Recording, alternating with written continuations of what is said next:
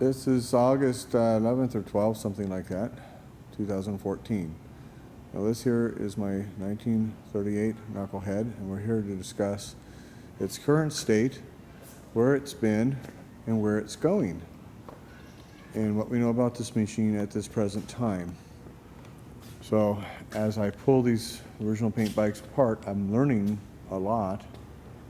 You have to actually take them apart and fondle the parts, which most people with original paint stuff don't do, and when they do it, they usually end up thinking it's a nice thing to restore it, probably ruin another original paint bike. So I bought this bike from my buddy George Tunis, a lot of you know that, and he got it from Dennis Hines. Dennis Hines used to run a large antique meet in Connecticut for years. Now I had heard some time ago that a man who ran a big meet up in Connecticut had found an original paint 38 Knucklehead that was black. So chances are what I heard and the man who actually had the bike is the same bike. After all, how many big antique meets could there possibly be in Connecticut? So these strips here on the fender are dash 39 strips. So either the bike was still there, or the guy came and says, oh, those are cool, put it on my bike. Now, we have invoices of dealers ordering special paint stuff and Frank stuff. So possibly the dealer thought it was a cool idea and ordered a special paint bike in 38 and then finally sold it in 39, put the strips on to juice it up more. We don't know, because we don't have the original bill of sale, we don't have the supporting documents. What we do know is this: 38 did not come with a standard black. All 38s were two-tone. This is according to the original order form, which I put up on the videos. We do know this. All indications are I've had the rear wheel apart, the rear wheel, the rear brake, which I've had apart, the front wheel, which I will be pulling apart. They're new old stock. The tanks are new old stock when they got mounted. The gas caps are new old stock. The toolbox was an original toolbox which I found and located because the original toolbox it came with had been repaired. And the chrome, as you can see, because the bike was kept in a very wet environment, has pitted excessively. So this would have been chrome here, and I've got a better original one which I'll be using when I update this bike. We have a typical repair here. I've got a better original one which is silver. Obviously there was a lot of silver. This is all original silver as far as we can tell on this machine. The oil tank is original paint with custom red striping. The front fork is original crack with custom red striping and is a custom ordered black. They did not come solid black. That was a special order. It's right there in the invoices. It's right there in the order form. This was a winner's circle bike when I got it, and I am, shall we say, upgrading the machine. And I had a little discussion with my buddy Jeff Kaufman today about that. And in my opinion, to take a bike with a rougher part or a broken part and put on a better part or a non-broken part is simple maintenance. It's simple preservation. It doesn't take away from the history of the bike, especially when you're documenting where it's at. In the case of this particular machine, for example, the reels would have been rotted, the rear brake would have been rotted, the tanks would have been rusted out. Do we put on new old stock stuff back when it was available, which is the decision that Dennis obviously made, or did we put it back on a running bike? What do? You fix it. You put on real stuff. Real stuff is fine. What would be a sad case, which has happened to a lot of bikes, is the left tank was no good, so they had to repaint it, or the front fender was dented, so somebody decided to paint it, or the rear tip had changed, and somebody had to put a rear tip on it, or alter the existing tip to make it work. And so we got a semi-original instead of a completely original paint bike. Everything on this bike is original paint. So, with the exception of this. The front crash bar appears to have been chromed and painted. And I'll show you. If this picks it up or not, that's chrome. You follow? And the rear crash bar was the same. So I replaced the rear crash bar with the one off the blue chassis, and this here came off the blue chassis. Same parts, just these are original paint. Now I do have a rougher rear crash bar, which would blend in perfect with this bike, and a buddy of mine out of New York, named Adam, gave me another one of these, which I'm going to show you in a little bit, which I'll probably intend at this point in time, even though I've already got the rear end together, is to pull it back apart and put those pieces on. Now I'm going to show you at that point in time exactly what I'm going to be doing. I've got some other rear crash bars, and I'll pick out the best one that blends with it. Now one of the best ones that might blend with it would be the crash bars off of Champ over here. Because as you see with Champ here, the chrome is kind of toasty, you follow? But the paint is just, oh my God.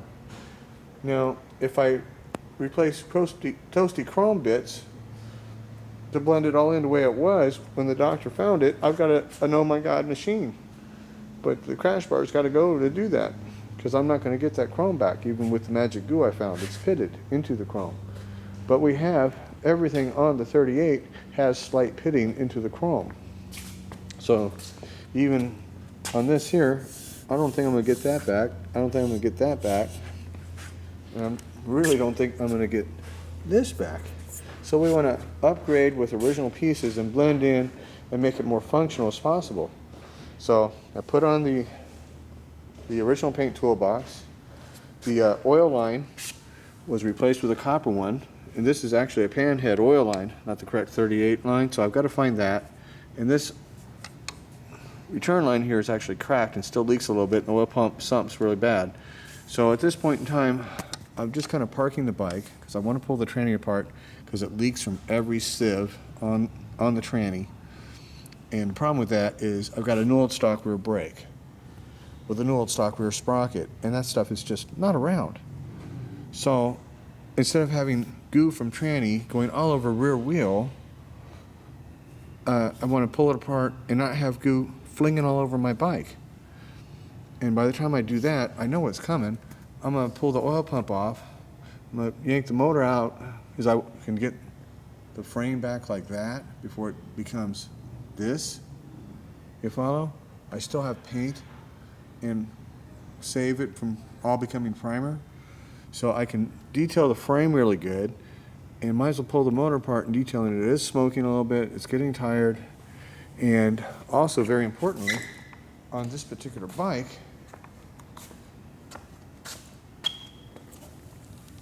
see, we got a busted fin right here. And I've got beautiful cylinders, early cylinders, with no busted fin. 4-fin cylinders that my buddy Roland sold me. So I think what I'll do when the time comes is I'll pull it down. You know, this has been repainted here, okay? You follow?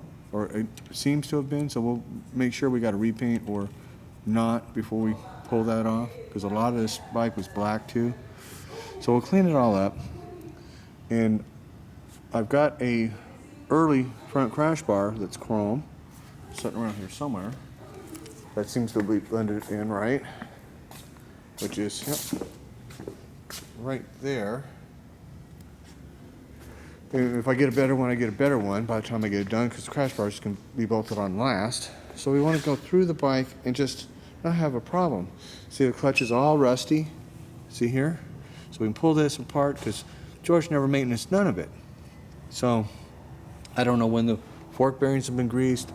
I don't, before I injured the bike riding it, see, the tanks were rubbing here because they forgot to put the washer on there when they mounted the NOS tanks.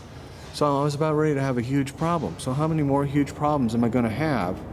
So instead of having a huge problem in destroying motorcycle, I don't have to ride it this second. And on top of that, it's a learning process. So I'll very carefully pull it down to the bare frame, rebuild everything, put it back, keep it original paint, fix as needed, okay, and put it back. And so in another 6 months or a year, bike will be done. I can do this one, and I can do Greenie at the same time, and get these ones done, and hopefully Mr. Bill all at the same time. 3 bikes would be at one time would be about my limit. So, and this one here, once we get moved, would be one of the priorities. This one, and Greenie and Mr. Bill. So that's the plans. We're going to go look at some of the other parts So again, we have, at this time, everything is original paint, except for the repaint of the front crash bar. But this would have been a deluxe bike, you follow? We've got chrome crash bars originally. We've got chrome dash originally. Tells me it's deluxe. We have no proof of when the spotlights got mounted, but that would have been part of the super deluxe kit if you notice it's in the literature I posted. And the headlight itself has been replaced with, this is a military light. It's army green underneath that. So we'll put the right headlight on it, and I believe it would have had chrome handlebars most likely, and I believe I've got some nice original chrome bars, and I'll probably put those on and upgrade everything, and just have this nice, beautiful, high-end, or at least to me, by the time I get done, because you can see how nice this paint's going to come out when I'm done with it. 38 Knucklehead. So there's always somebody who's got a nicer bike, but it's certainly the only original paint 38 that I've ever had, and I've always wanted a skull dash bike. Plus some of the other stuff I want to find.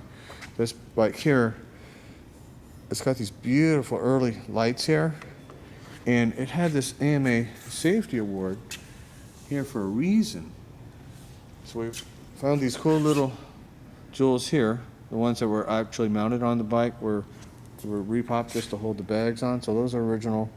And it was missing the metal cover here, which is a Dash 38 part number. I've got an old stock in the bag of those. And the bags, I'm going to show you, had little jewels all around it. So I got jewels to go all the way around the bags. But one of the other things it had, which I have no idea what it was, if you look here, see the little round thing? It had something there with some kind of round something with possibly looks like a little strip. Both sides of the fenders have this. So some kind of whatever and some kind of whatever here. This could have been lighting. There was a reason why I got that AMA safety award. They were given out because they had extra lights. So if I can find some other cool lights like this, I can mount them, wherever. Here, here, off the rear seat.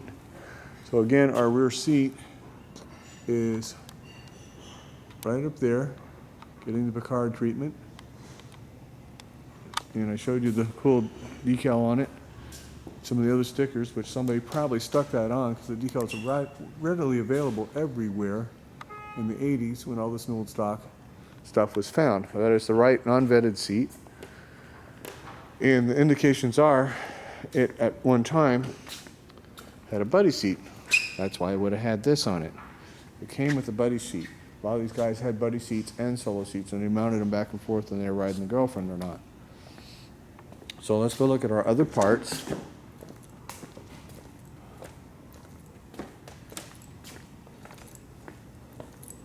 We have, see our nice little bag of jewels. This is in the wrap right here. These are the correct mounts, Dash 38. See? It's right there. That's the part number. Okay, these came out in 38. And here are our original bags. We do have a pair of them. The leather always rotted, but the rest of it's original. This is the original here. And this has been replaced, but the chrome piece goes across it here. And these are all original here. This is the original plastic-ish, whatever you want to call it. This is the real. This is not a repop wannabe bag. This is a real bag. A lot of the straps are busted, so we have to fix the straps. Repair as needed. Juice them up real nice. Clean them up real nice, and we'll put those little jewels here, all around, everywhere. And it's going to look really, really nice when we're done. So that's coming. Here's the other bag here. Again, same basic idea. It's all real, it's all original. We'll get it all cleaned up, get it on the bike. And let's go over to our tanks here. again, we clean up the very top of the tank here. We showed you. And somebody has scuffed it, I assume Dennis to blend it in because they wanted to make it look old. So just leave it in old stock. So we'll fix that. And we're going to bring back our primary here and all the paint on it. And one of the guys told me about this magic buffing kit that you could get from 3M, so I'm going to look into that. He said he's going to send me the link, but either way, I got the lead, so I'll find it. 3M has it, I'll find it. So their tool's just magic. It'll take you about 3 hours instead of several days. Like, ooh. So here's our tank. I still got to pull the petcock off down here, okay, and get that cleaned up. And there's our other tank there, our other NOS tank there. So we will get to it and make it all happen. So things are coming. Now, this here is some of the 39 pieces out of the Rustico. And it appears I left it in a little long. I'm not too happy with this. I'm going to have to really watch this stuff here as I do this. So, but this here is our piece here, which was totally rusty and nasty. And now it's not so rusty and nasty, just like the other pieces. So I'm just going to have to really watch our Rustico pieces. But here's our side piece there. I want to put that in. If I put that in there, see, all the chrome is like so. So I got to blend in all the chrome so we have chrome, but some flaking. And as you can see if there's rust under the chrome, you're going to lose your chrome. But this is just a standard knuckle piece that was used for years, so we'll put another one of those on. And our derby cover is just, again, a standard piece, and this is not so hot, so we'll put another one of those on. So these are our pieces. I've still got some little pieces I've got to put back together and so forth. This is our gas line off the 38 here. And it's really weird. I've never seen the Rustico do that. So if you use it, really watch it. This one seems to have started eating the metal a little bit. So we got to fix that or find another one. I'm so bummed about this gas line. I didn't leave it in, so I thought that long, but that seems to be what happened. So the problem with chemicals, it's a chemical. You have to just watch them. But here's our pans here for one's off Champ and one is off of Greenie. So we'll put those back on. And here's some of the other pieces there. So we got to go through all that and sort it all out. And it's coming back together. So, in case you're wondering, that's all Greenie stuff in there. But see, this here, I can get most of this primary cover back like that, and it'll save it. You follow? It'll save it. So, otherwise we end up with no paint. And that's horrible. See? No paint, you follow? On the T, there's no paint. So, you've got to watch that. If you don't, at this stage in life of these bikes, if you don't take them apart and clean them up carefully, by the time you get rid of them when you're 80, if you're my age at 50, 30 years from now, there won't be an original paint bike left. It'll be gone. It'll be time to restore it. And another one bites the dust. There's just so few of these left, which is a shame. So, that is the bike. That is the history of the bike. I'm told I cannot find Dennis. Nobody knows where he's at. I am told that Dennis found a huge pile of stuff from some old man, and that is where this bike, everybody thinks it came from. So, we don't know.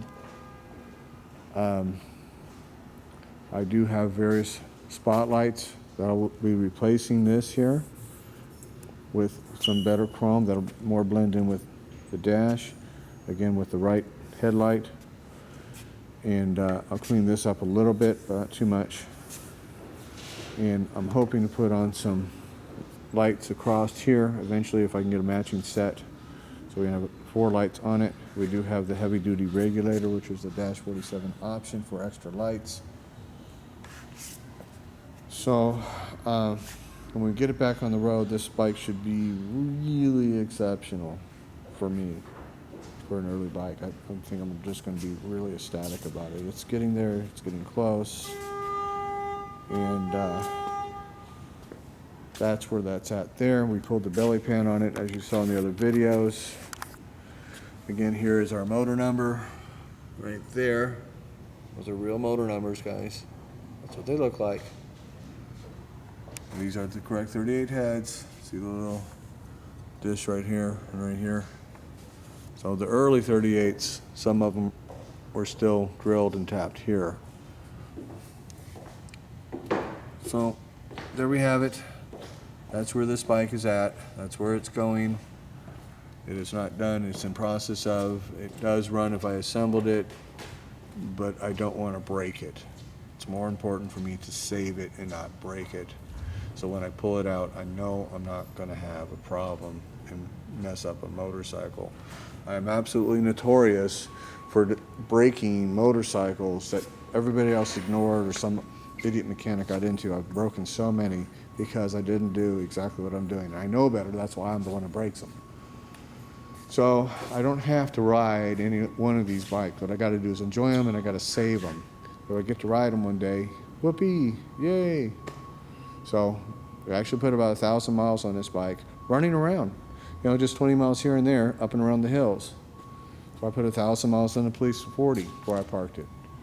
So I got to ride the blue around Wasion a little bit. I got to ride Mud Daub around a little bit, put 1,000 miles on that.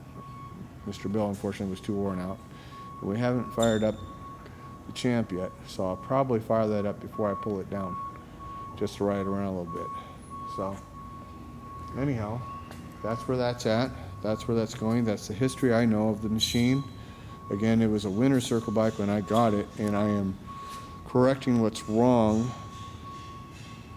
and preserving the remainders. So when I get done with it, it's going to be really nice. Not so nice. It'll be really nice. It'll be an exceptional, in my opinion, original paint machine. So I know some of you guys like them rusty, crusty, etc., etc. But once oxidation starts, if you don't stop it, it's gonna continue, and that's just the reality. So I can't think of anything else to add. I did just get this bike in December. I'm still ecstatic to own it. There's, what can I say? I don't know what else to add to this bike. It's just so fucking cool to me. So I'm really happy and privileged to be able to share this with all of you. I hope you understand this is why I'm making this videos. This is a sharing. So when I make a video of something like this, it's like opening your heart to your children. This is how I feel about it. And I'll see you guys on the next video.